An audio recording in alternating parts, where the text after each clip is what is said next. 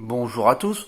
Aujourd'hui, je vais vous parler de The Brutalist, un film qui est sorti le 12 février, un film qui a notamment eu le Golden Globe du meilleur film dramatique et qui va être pas mal nominé donc pour les Oscars.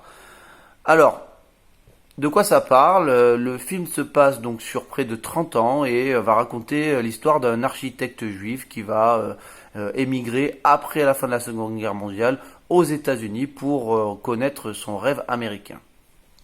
Alors, je vais vous dire quelque chose, c'est que j'ai du mal à analyser ce film et j'ai du mal vraiment à vous dire ce que j'en ai pensé, parce que je l'ai pas vraiment adoré, je l'ai pas, alors, je suis très très loin de l'avoir détesté, hein.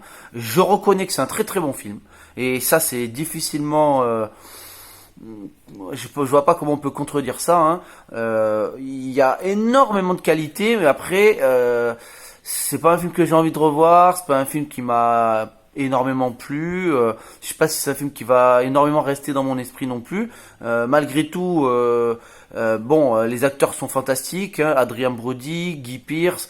Bon, ils sont vraiment, enfin, les rôles sont incroyables, hein. Adrien Brody dans le rôle de l'architecte torturé qui se drogue, qui a des problèmes de couple, qui veut absolument, qui est brillantissime, qui veut absolument réussir.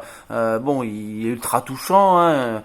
Le personnage de Guy Pearce, voilà, qui représente vraiment l'américain, l'enculé qu'on déteste, qui pense qu'au fric et qui est capable de tout pour, avec son petit sourire de façade. Les personnages féminins sont incroyables, que ce soit la femme du héros ou bien sa nièce. Les deux personnages sont ultra touchants. Donc voilà, des acteurs fantastiques, une bande son incroyable, très diversifiée en plus. Et le thème principal, la musique est vraiment très très épique.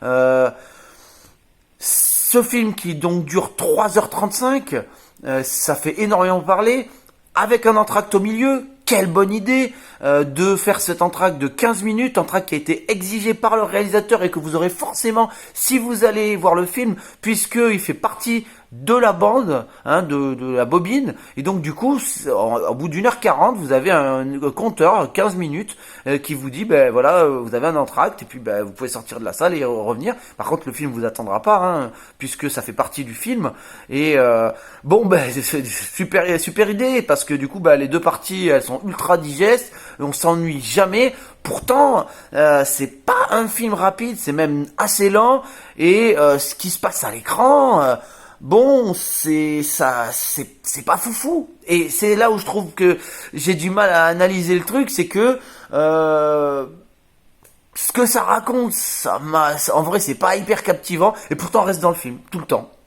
Donc ça traite de quoi? Ça traite de la difficulté à s'intégrer lorsqu'on est un étranger, du racisme, mais aussi pas mal de l'art, hein, puisqu'il est architecte et qu'il est assez créatif. Ça parle de pas mal de choses, hein. Il y a beaucoup de sujets qui sont évoqués dans ce film, il me manque un amour inconditionnel pour un film comme ça, que je reconnais être un film de très grande qualité, hein, avec également une réalisation incroyable, hein. Et il a utilisé donc des bobines de 70 mm et des façons de réaliser très anciennes pour justement avoir une immersion supplémentaire. Le film aussi en 4 tiers. Il y a énormément de qualité. Je dirais que juste moi j'ai pas le petit coup de cœur. Je peux pas vous dire que j'ai adoré ce film, mais je reconnais que tout est bon dans ce film et que je sais pas si c'est un grand film, mais en tout cas c'est un très bon film. Voilà, je peux pas dire plus. Voilà, je peux pas dire plus. J'ai eu du mal à l'analyser en sortant et quelques jours après, je sais toujours pas dire s'il va me rester. Je crois pas qu'il me restera dans la tête. C'est pas un film qui va. Je crois que c'est un film que je vais peut-être oublier, mais pourtant c'est assez novateur. Il y a plein de bonnes idées et ma note elle va être très bonne parce que je peux pas mettre une mauvaise note à ce film-là. Mais voilà, j'ai pas adoré. Et c'est pour toutes ces raisons que je mettrai la note de 8/10.